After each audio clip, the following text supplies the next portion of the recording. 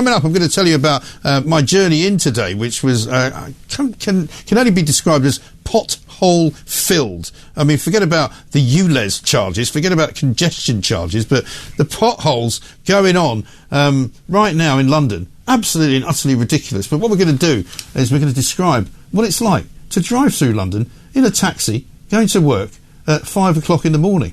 Absolutely ridiculous. Ridiculous. Right, now, let's talk to Gemma Graham. No relation, I promise you.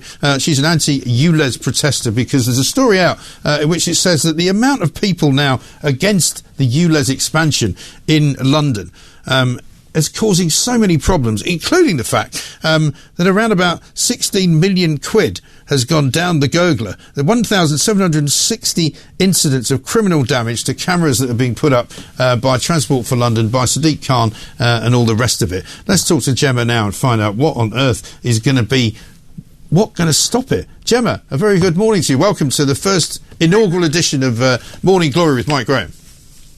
Hello. Thanks for joining us. Now, there's people all over the city who are sick to death of this ULEZ charge, right? Absolutely ridiculously sick to death of it.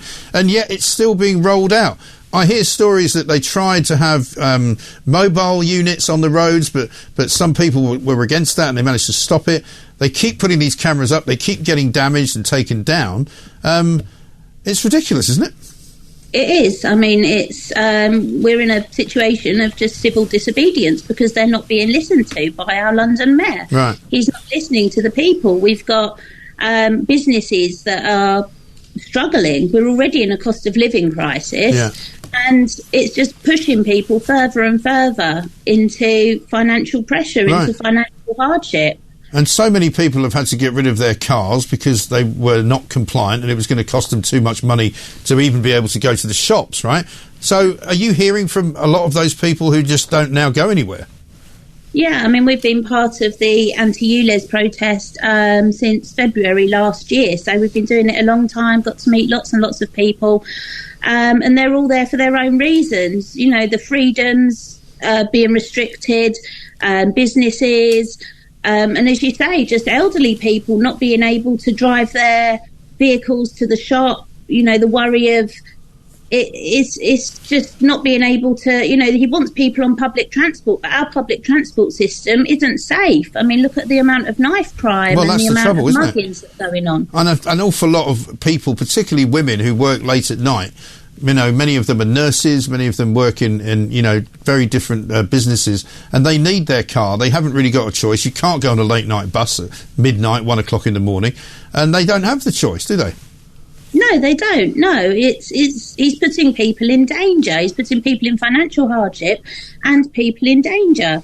It's, you know, he's offered this scrap scheme, but it's really not working. I mean, we've, as a business ourselves, we've applied 9 times for the scrap scheme and 9 times we've been turned down for no good reason. My partner's proved he's self-employed. We've now got a barrister on the case. Right. If this was really about getting vehicles off the road and making the air cleaner, we would now have the money to buy ourselves a new van and carry on our day-to-day business without paying him £12.50 or paying £12.50. He's forcing us to pay to pollute. And this is where people are now taking matters into their own hand. People are going about spraying the cameras, damaging the cameras, covering their number plates, actually driving around further around the plates, causing more pollution, if that really is the case, right, because they're avoiding the fines because people just can't afford this £12 daily charge just to go to work or just to go about their daily business. But the other problem is, with all of this vandalism that's going on, £17 million is supposedly the estimated cost of that, which is going to end up coming out of the taxpayer's pocket as well, isn't it? Absolutely, yeah. I mean, it's just a complete mess, to be honest. And it's all because the people aren't being listened to. You know, as a London mayor, you know, Sadiq Khan should be with the people. He should be listening to the worries and the thoughts and the feelings of the people in London. 32 outer London boroughs have been affected by this scheme.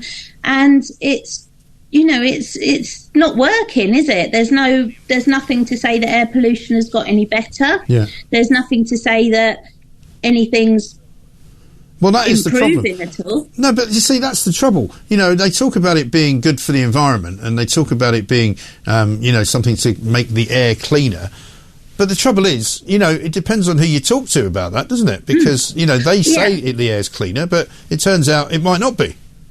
No, absolutely. It's the information is all being misguided. Yeah. You know, their data is not worth the paper it's written on, to be quite honest. Because you've been joined by your little helper there. I have. He's with me. Hello. He's just going to school. But we're, when you travel on that London Underground, a good friend of ours takes his air monitor with him, and he's tested it down there, and it is absolutely atrocious. Oh, you wouldn't want to spend much more than about 10 minutes in the Underground, or else you'd probably come back with black lung or something.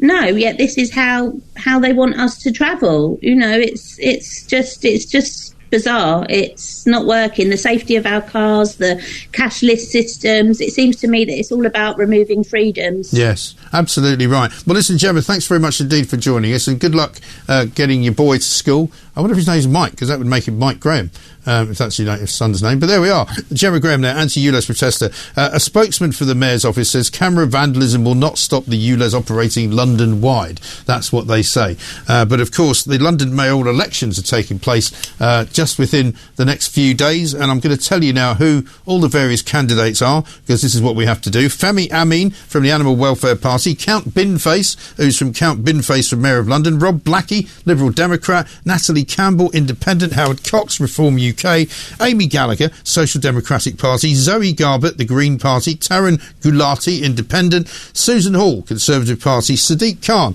Labour Party, Andreas Christofi, Independent, Brian Rose, London Real Party, and Nick Scan,